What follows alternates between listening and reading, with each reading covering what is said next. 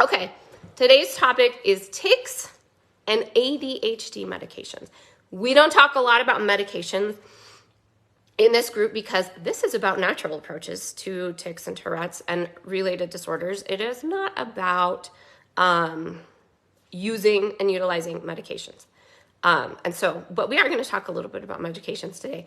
I like to look at studies and then analyze them. This is how I roll. I am the type of person that always asks why. This is how I ended up where I am.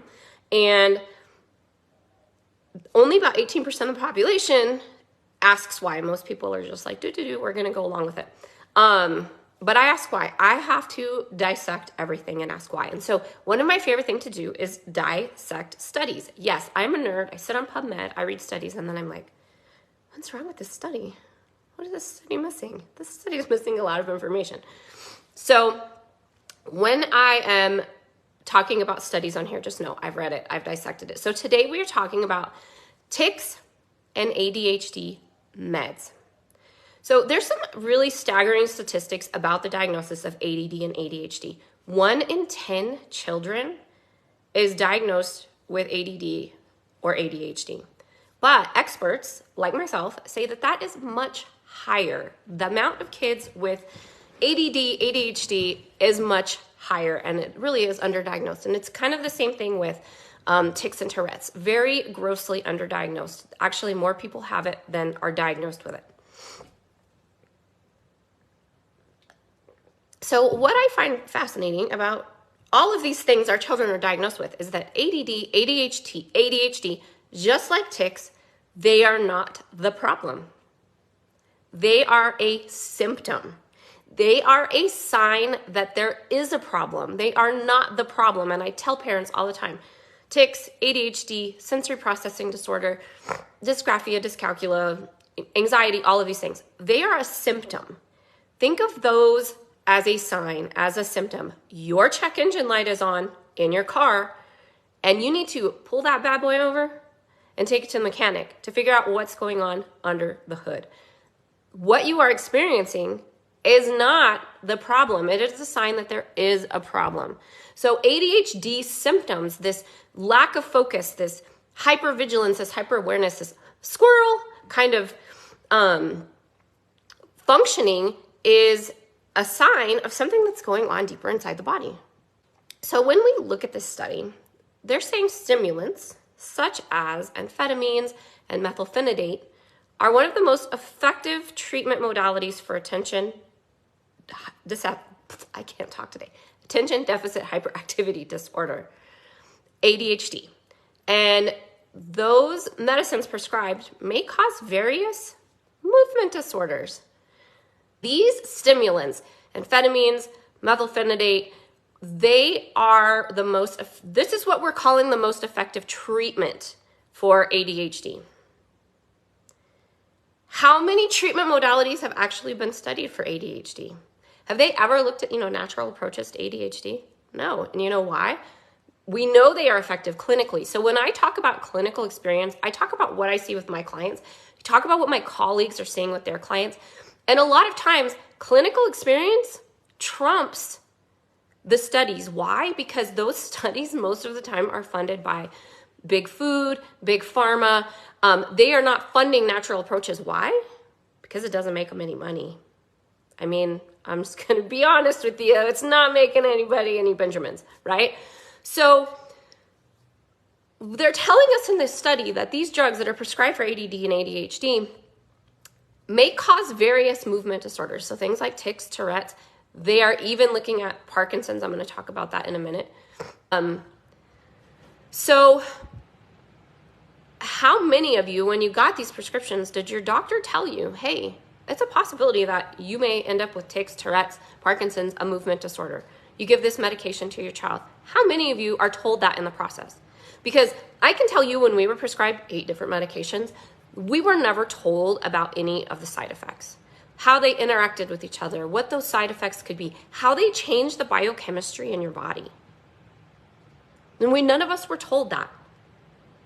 And honestly, I'll tell you, I don't know how many physicians really know that. Like maybe how many of them have looked at these studies and said, this shit can kind of cause some movement disorders in people. So we're not told that. We're just told, hey, take this pill, go along with it. Like I say, do. We're just going to go along with it, do. Instead of saying, hey, what are the side effects? What are these things really prescribed for? Like, what happens? So one, we're looking at this study that's saying, hey, this can cause some movement disorders. And two, none of us are ever told that, right? And some epidemiological studies have suggested that stimulants used to treat ADHD may cause Parkinson's disease in later adulthood. Does that sound fun to you? You're able to sit down and focus in 5th grade, but you get to be 50 and you have Parkinson's because you took ADHD medications? But these are things that we're not told. These are these things that what we're looking at with these studies is, well, they can cause movement disorders. And what this study kind of tells you is that, well, we think it causes movement disorders, but we're not sure. We're going to do some more research, is really the final wording in this study. Well, we're going to do some more research. But here's what I'll tell you. Clinical experience. What are clinicians? What are people actually in the field? What are they seeing? And I can tell you that probably 60 to 70% of my clients who are using or have used ADHD or ADD medications will tell me that they feel like those medications spurred their child's tics. 60 to 70% of my clients, not all of my clients have tried ADHD, ADD medications, but I'm going to say 60 to 70% of my clients who have tried them or who are using them say that those medications increase their tics. You don't go into it. You just want to help your kid focus. Your teacher's calling saying, hey, this kid cannot sit still in school. They cannot focus. You got to do something about it. Then the principal calls and you're like, well, crap, I got to do something. And we, as parents, don't really know any other way. You know, we trust our physician with those answers to helping us with our child. So we are not told, hey, this might cause movement disorders. Hey, this might cause Parkinson's later in life. We're not told these things. And so, you know, I start to look at these studies and I'm like, well, what's missing in this study? So let's talk about the mechanisms of ADHD. So remember when we started this conversation, I said, tics are not the problem. ADHD are not the problem. They are the symptom. They are a sign. They are a sign that there is a problem. Hey, something's going on under the hood, y'all. What is happening? Okay. So we're going to talk about the fact that in nature, human beings that are primal beasts, we are not designed to sit in this chair all day long. We are not designed to sit in the classroom all day long. We are designed to be outside in nature when the sun comes up, hunting and gathering and getting sunlight and resting when we need to rest and doing a lot of exercise because we have to walk a long way to get our food and we have to hunt for our food.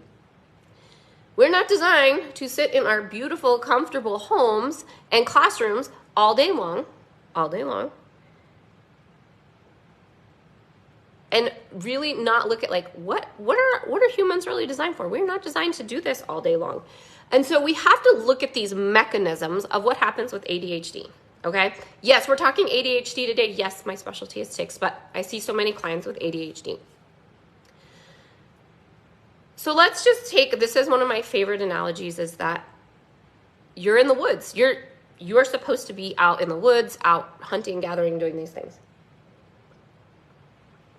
You're in the woods.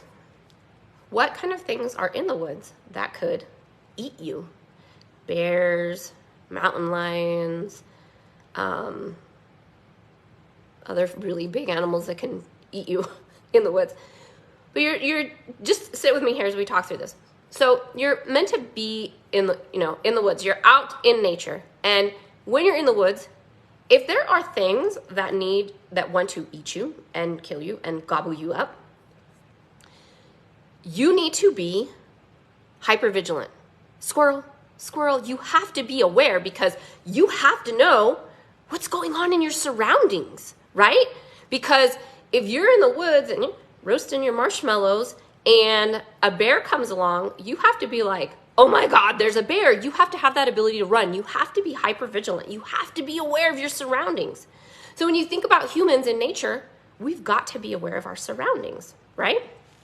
So when we're looking at this piece, your kid's sitting in a classroom all day.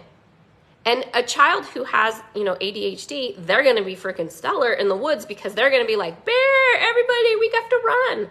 In the classroom, when they're hypervigilant, they're hearing, they can't focus because they're hypervigilant. They hear the pen clicking. They hear people tapping. They hear people, snapping or making noise or rustling the paper. It's distracting. Why? Because they are in bear in the woods mode. They are hyper vigilant, right? Your body, when you are in ADHD mode, is trying to compensate for something that's going on under the surface. There are so many things you'll hear me say over and over. What are those things that can go on under the surface? We've talked about the 4 triggers, and the 4 triggers apply to ADHD as well. But environmental triggers, what's going on in your environment? Are there toxins? Are they cleaning with bleach? Are you storing your food in plastic? Are you drinking out of plastic cups? Like, what's happening in your environment, right? And then we have biological, or even what are you eating? Then we have biological, what's going on in your body? Are there underlying infections? Are you predisposed to chronic inflammation? Do you have leaky gut? Like, what's happening biologically? So you have environmental, you have biological. Then you have physical. Hey, everybody, we're sitting in this chair all day, and then we come home and we're like, we're exposed to these blue lights late into the evening when those blue lights should be turned off. We have to look at those physical stressors, and then we have to look at mental, emotional. So people hear the word stress and they think mental, emotional. My boss is a jerk. We're getting bullied at school. We're looking at this mental, emotional, but there's so much more to stress than just mental, emotional. There's environmental stress, biological stress, there's physical stress, and then there's mental and emotional stress. So we have to look at all of these factors.